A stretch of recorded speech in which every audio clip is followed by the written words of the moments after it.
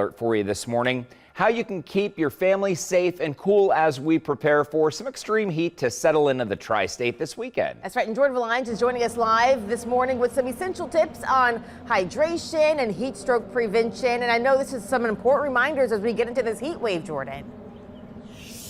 Yes, Amber, with reminder being the operative word here, because, you know, as today being the official first day of summer, it's pretty appropriate in terms of its timing when we're talking about things heating up. But there's a reason that year after year we do this story, making sure that you and your family stay safe as we approach especially what's expected to be the extreme heat wave that starts over this weekend and then continues into next week. So again, just a basic kind of reminder for you guys here at home, if you are planning on going out to the pool, maybe even with your family today, and some things to look out for and to be cognizant of, especially if you're with young children or seniors. So the difference between heat exhaustion and heat stroke, those are two big heat-related illnesses, obviously, that we see rise across the summer right here in the tri-state. Heat exhaustion, if you can kind of look on your screen right now, you can see this graphic separating exhaustion from heat stroke.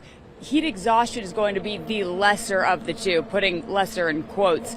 But heat exhaustion comes with heavy sweating. Maybe someone feels weak or tired. Maybe they have a weak pulse. They feel dizzy. Perhaps they have nausea, headache, even fainting would be for heat exhaustion. In that case, first aid in terms of what you do, just try to move that person as quickly as possible to a cooler environment, somewhere with AC.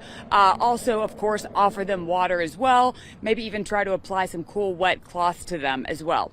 Heat stroke, though, is when we move into the much more kind of serious realm here. Heat stroke is going to include much more intense symptoms like a throbbing headache, confusion, slurred speech, nausea, dizziness, and also, this is the important one, a body temperature above 103 degrees. So in this case of heat stroke, what you're going to want to do, call 911 or get that victim to a hospital immediately, because heat stroke is considered a severe medical emergency.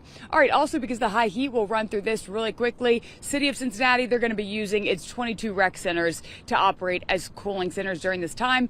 Here's a good thing. Membership, it's not even required. They'll be open during normal business hours too for anyone trying to beat the heat. So if you want to find a rec center near you, they make it quick and easy. Just visit cincinnatiohio.gov/CRC. And again, the Cincinnati pools, I know, is going to remain open, all 23 of Cincinnati's public pools, along with the 6 splash pads. But once more, even though it feels pretty mild, it actually feels quite nice outside this morning. This is probably going to be the last taste of mild air that we feel for at least the foreseeable future. Is that right, Catherine? It sounds about right. And, you know, you mentioned pools, you know, and even just piling on top of that,